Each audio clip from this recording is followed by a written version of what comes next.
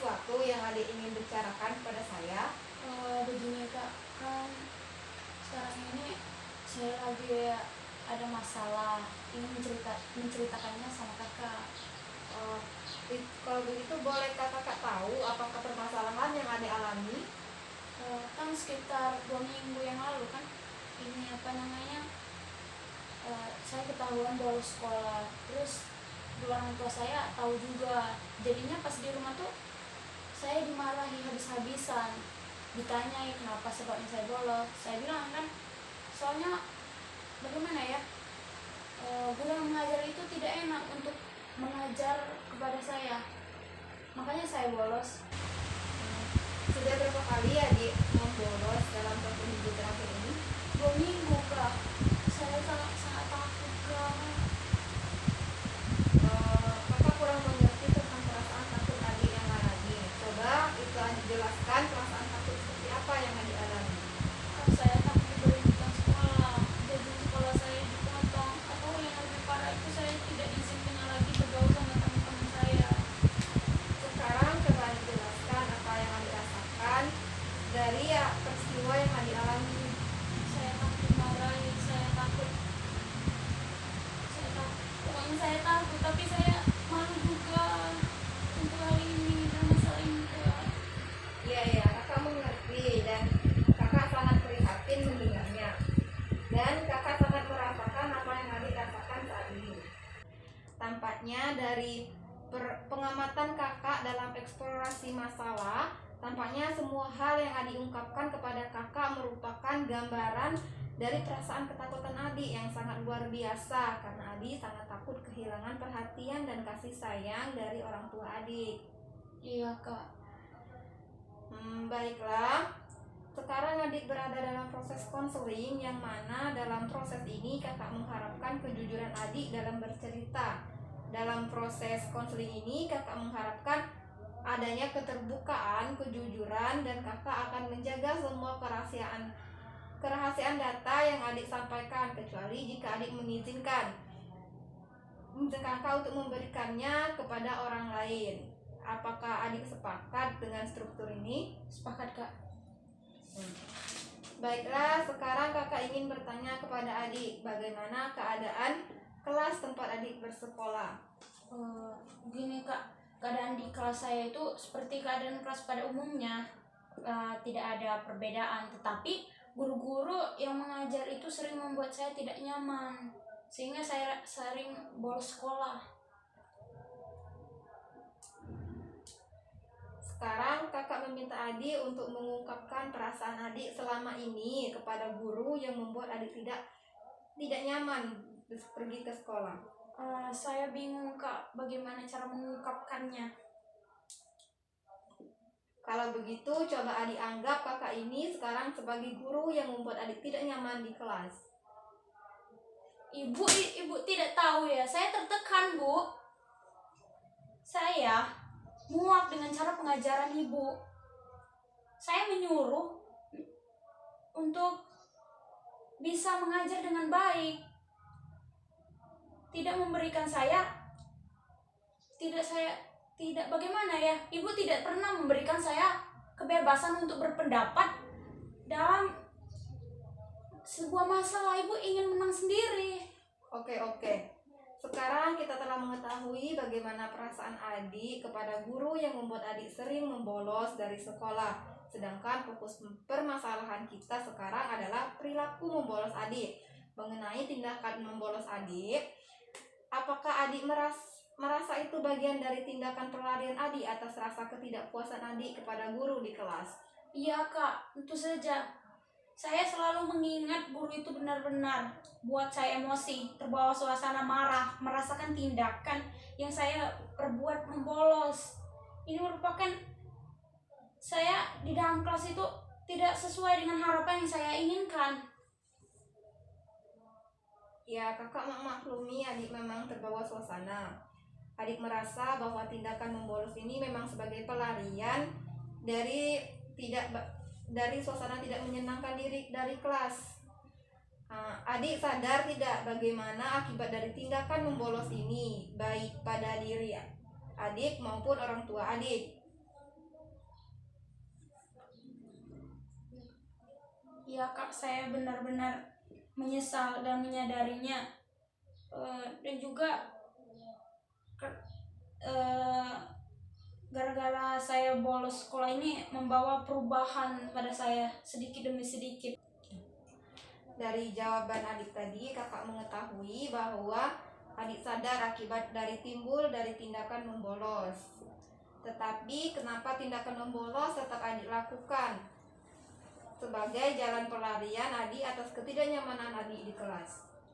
Saya melakukan itu agar mendapat perhatian guru, agar didengar, dan saya bisa menyampaikan pendapat kepada guru itu. Tapi saya bingung cara menyampaikannya bagaimana.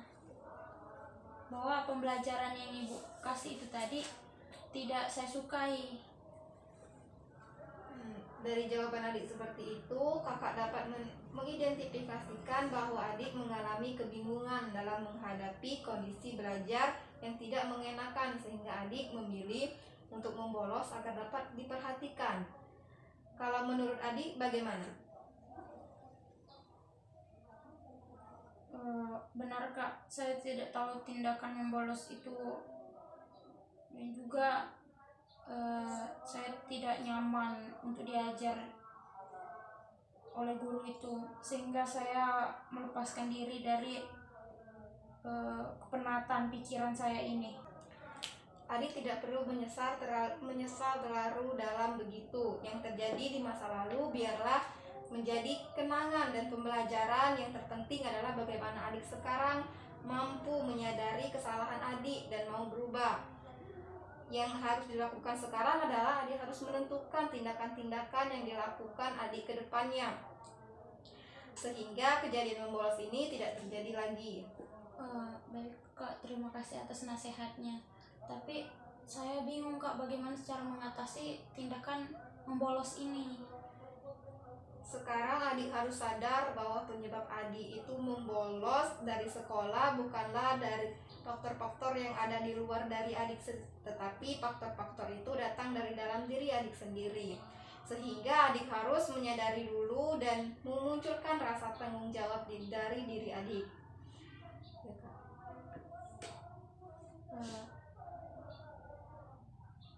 Iya kak. Sekarang kakak ingin adik menyebutkan kalimat "saya bertanggung jawab" dengan kalimat akhir adik yang menentukan sendiri. Adik bertanggung jawab atas apa?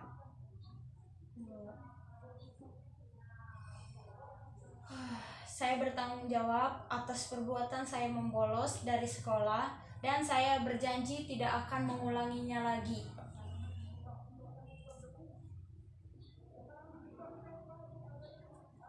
Sekarang adik anggap lagi kakak ini sebagai guru yang membuat adik selalu membolos.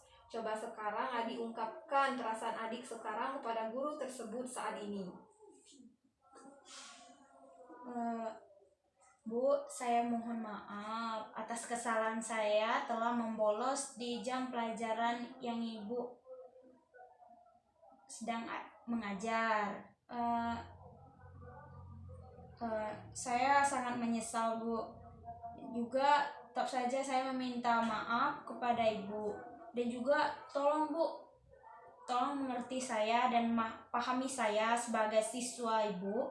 Bukan hanya saya yang terus memahami ibu. Oke, sekarang dari segala proses konseling yang kita lakukan, kakak mendapatkan gambaran bahwa selama ini adik mengalami masalah dikarenakan adik melarikan diri dari permasalahan yang adik hadapi di kelas, yaitu tidak mampu menyesuaikan diri dengan guru yang mengajar di kelas adik, yang ternyata tidak sesuai dengan harapan adik selama ini terhadap sosok guru yang mengajar dalam kelas. Iya kak. Sekarang adik sudah mengungkapkan perasaan adik saat ini kepada guru tersebut. Iya kak, tetapi apa yang harus saya lakukan sekarang untuk mengatasi bolos tersebut kak? Nah, sekarang saya akan memberikan beberapa pengarahan yang bisa adik pilih untuk mengatasi masalah membolos pada adik. Adapun pengarahan yang saya itu yang pertama, adik coba untuk menjauhi lingkungan-lingkungan yang bisa memancing adik untuk membolos. Adik bisa memilih lingkungan yang lebih baik dan bisa menerima adik sehingga bisa mengurangi keinginan adik untuk membolos. Kedua, adik coba untuk menyesuaikan diri adik terhadap berbagai kondisi lingkungan yang ada di hadapan adik. Adik harus siap sebab kita tidak selamanya mendapat lingkungan yang sesuai yang diharapkan. Yang ketiga, adik harus menumbuhkan semangat juang di dalam diri dan harus mampu mengintrospeksi diri adik sendiri. Dengan mampu mengintrospeksi diri adik sendiri membuat adik tidak mudah melimpahkan kesalahan atas apa yang terjadi pada diri adik sendiri, sehingga adik mampu memutuskan tindakan apa yang tepat untuk dilakukan. Tidak lagi bingung sehingga mengambil tindakan yang dilakukan salah seperti yang adik ambil sekarang, yaitu membolos. Keempat, adik harus meningkatkan kemampuan komunikasi adik, sebab dari penjelasan adik tadi, permasalahan yang timbul menyiratkan adik kurang memiliki kemampuan berkomunikasi yang baik kepada guru, sehingga adik tidak mampu mengungkapkan perasaan dan keinginan adik kepada guru tersebut, sehingga guru tersebut tidak tahu bahwa adik tidak suka dengan cara mengajarnya dan ia tetap tidak nyaman saat di kelas menyimak pelajarannya. Oleh karena itu, kemampuan komunikasi adik harus benar-benar ditingkatkan. Saya rasa adik cukup bijak untuk memilih salah satu solusi dari beberapa solusi yang kakak arahkan kepada adik, karena adik memiliki kebebasan memilih solusi penyelesaian didasarkan pada perhitungan dan kelebihan yang telah adik perhitungkan. Ya Kak, terima kasih atas nasihatnya dan arahannya telah memberikan kepada saya. Insya Allah saya akan menjalankan arahan dari kakak dan mencobanya untuk menyelesaikan masalah ini.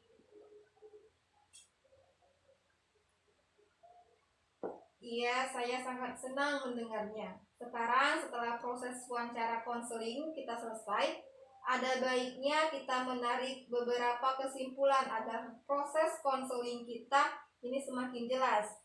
Hal-hal yang dapat saya simpulkan: pertama, adik membolos dari sekolah karena cara mengajar guru di kelas yang tidak membuat adik nyaman. Kedua, adik mengetahui bahwa tindakan membolos itu salah, tetapi adik tetap melakukannya karena tidak ada cara lain untuk menyampaikan keinginan adik kepada guru.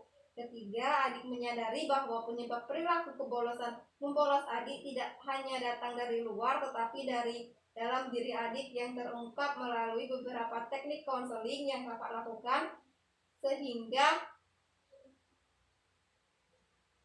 kakak dapat memberikan beberapa arahan yang sesuai dengan permasalahan yang adik hadapi.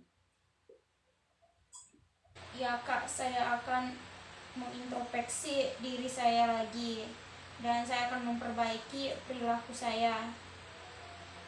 Dan juga terima kasih Kak telah mendengarkan masalah saya.